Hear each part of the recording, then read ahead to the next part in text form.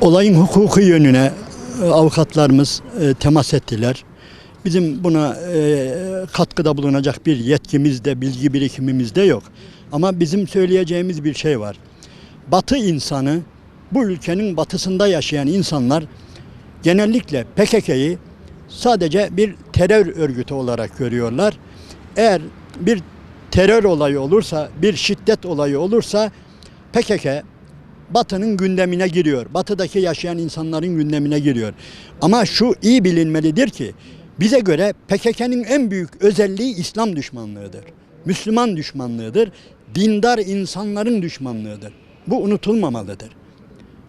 Yani söylediğim gibi Batı insanı bu konuya dikkat etmiyor. Batı insanı sadece kamu düzeni var mı? Huzur var mı? Silah sesleri gelmiyor mu? Tamam.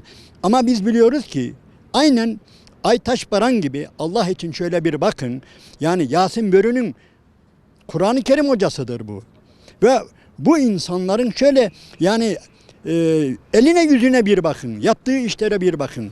PKK'nın doğuda öldürdüğü, katlettiği, suikast düzenlediği insanların hepsi bu şekildedir. Özellikle İslam adına mücadele veren, Allah'ın dinini kendi hayatlarına hakim kılmak isteyen, Yasinlerin yani şehit edilişini biliyorsunuz.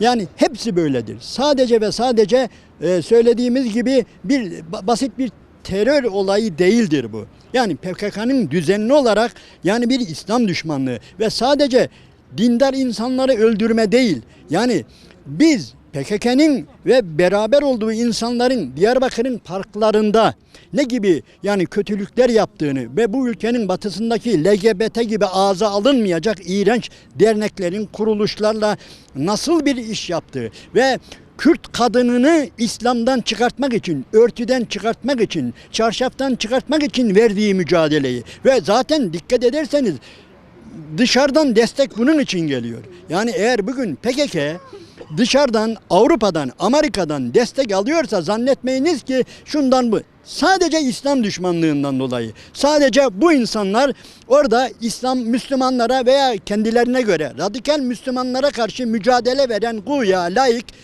seküler bir örgüt olduğu için yani ciddi bir destek alıyor. Ve öyle bir mücadele veriyor ki Batı insanının bundan haberi yok. Diyarbakır'ın parklarını, derneklerini, kuruluşlarını, sosyal tesislerini yani bir gezseler, bir görseler orada gayri İslami hayatı körükleyen nasıl bir çalışma var? Bu PKK ve mensupları tarafından bu görünür. Bir şey daha söylüyorum. Benim acizane düşüncem Aytaş Baran'ın niçin şehit edildi biliyor musunuz?